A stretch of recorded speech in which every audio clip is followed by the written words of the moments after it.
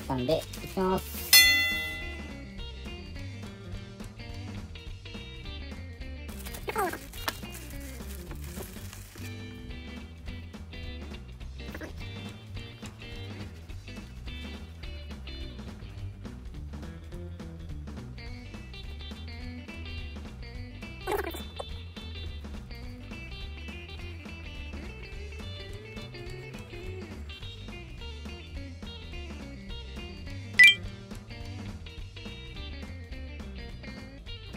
バター塗るやつないからスプーンで塗りにくいから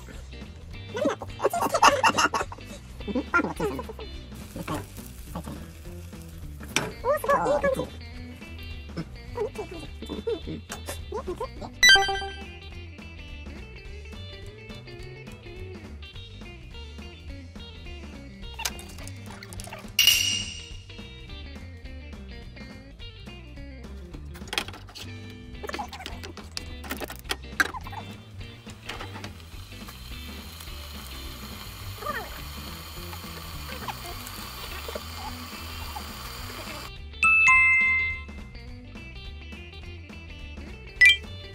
乗せる乗せる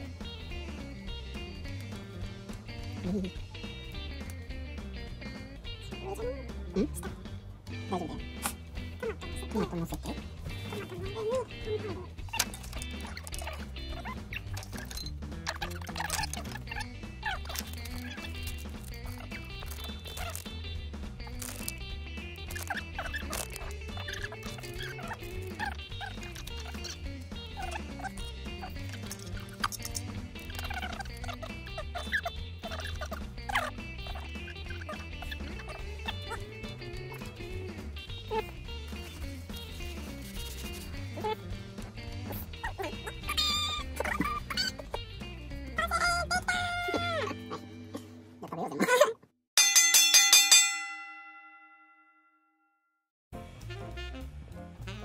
うん。どうですか？うまい。うまいこれ。うん。アメリカのハンバーガー。うん。これ今まで食ったハンバーガーの中でダントツ美味しいわ。本当にこのなんかソーセージ抜きでマッシュルームのやつすげえ美味しい。本当。う